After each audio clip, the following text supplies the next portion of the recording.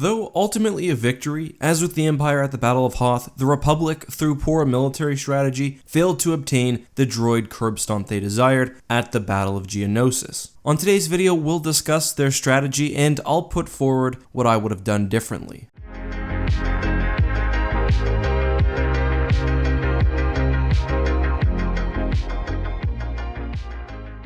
Hey guys, this is EckhartsLadder. Hello and welcome to another Star Wars battle breakdown. I'll get into the content in just a second, but before I do, I just want to announce that I will be streaming some of the Battlefield 5 closed alpha, basically right when this video goes live, or perhaps 5-10 minutes afterwards. So if you want to check that out, and again, not many people have access to the game right now, you can follow me on Twitch. I'll put a link down in the comments and also the description. The Battle of Geonosis kicked off the Clone Wars, with the Republic making a full-scale effort to rescue Padme, Anakin, and Obi-Wan, while also trying to eliminate the droid foundries of Geonosis. In order to critique their attack plan, we have to understand what they actually did, with reference to Star Wars Legends works. As we see in the Clone Wars video game, the Republic fleet, comprised of both starfighters and cruisers, approached the planet, which at the time, at least space-wise, was relatively undefended. The planet's primary defense was actually ground-based anti-orbital cannons, which a strike team of Jedi quickly dispatched, allowing the Republic transports to unload their full forces on the planet. Also facilitating the landing was a group of Jedi who removed nearby forces and cleared out a zone. As this was happening, a large portion of the Jedi headed towards the Geonosian arena as others stayed back to begin coordinating the Republic ground assaults. The assault forces were targeting both the droid factories and Geonosian core ships. Taking both out was necessary. The factories would produce more troops while the Geonosian core ships each held over 1 million droids. At the arena, the Jedi are overwhelmed by droid forces, but thankfully rescued by the Republic.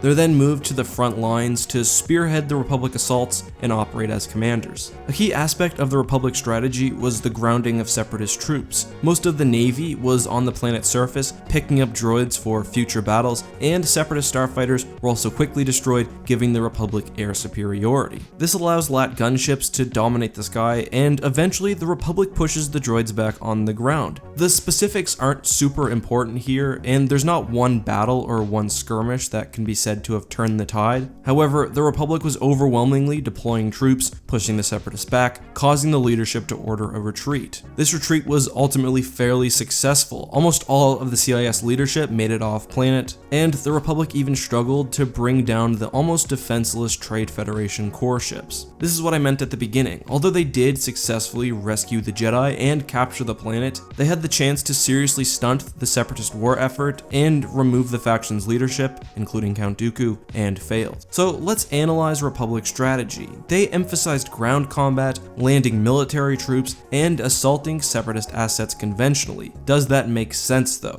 Well, sort of. Troops obviously had to be landed to rescue the Jedi. However, in my mind, fighting the droids on the ground was a pretty big mistake. Let's look at the facts. First of all, Geonosis had no shield, something extraordinarily rare for a planet of its importance. This is basically a tactical gift for the Republic, and I think any smart military commander would have taken advantage of this. You might be wondering how I know there was no planetary shield. Well, the Republic traveled to and from the planet's surface without any difficulty. A planetary shield would have prevented that. What's more, it would have been so important to the actual battle itself that we would have heard of it. Many of the core ships have their own shields, or the Separatist bases themselves, but not the planet. There was also no planetary defense fleet, and after destroying the ground-based cannons, the Republic cruisers really have no opposition. We do see some Lucrehulks present at the end of the battle when the leadership is retreating, but I'm not confident that they were there the whole time, and even if they were, I think the Acclamators could have stood up against them. Part of the problem is that Acclamators, the Republic's main ship at this point, were transport cruiser hybrids. So, in order to land troops on the planet's surface, the fleet had to actually leave its position in orbit. So, by focusing on the ground, you give up a huge advantage. Here's what I would have done instead. I would have, of course, sent the Jedi in to help on the planet's surface. They're useless in space anyway.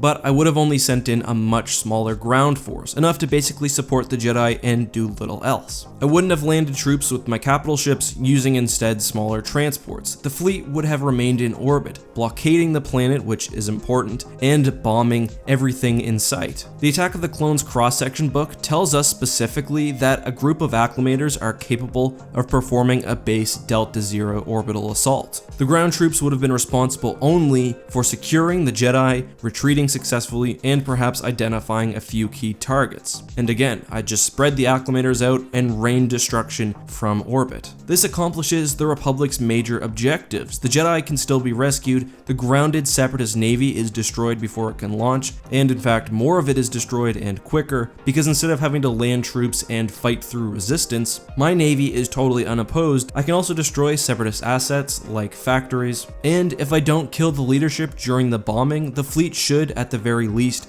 be able to catch them when they try to escape. Make the enemy fight you on your terms. Don't play to their advantage. The Republic had basically total control of space. Landing troops and fighting against billions of battle droids just doesn't make sense to me. I think this strategy can probably be tied to a few different things. One, the Jedi had almost no experience formally leading a military and in reality were poorly suited for the role. Second, my method is extraordinarily brutal and basically removes the prospect of peace. Finally, Palpatine needed the Death Star plans to get off planet and needed the Separatist to be a viable fighting force so he could militarize the Republic in the face of the Clone Wars. But what do you think? Does my strategy make sense? Do you prefer that used by the Republic? How would you counter my tactics? Let me know all of that and more down in the comments. Don't forget guys, I will be doing that live stream of Battlefield 5 on my Twitch account, so stop by and say hi. Anyway guys, as always, this has been EckhartsLadder. Thanks for watching, and may the Force be with you.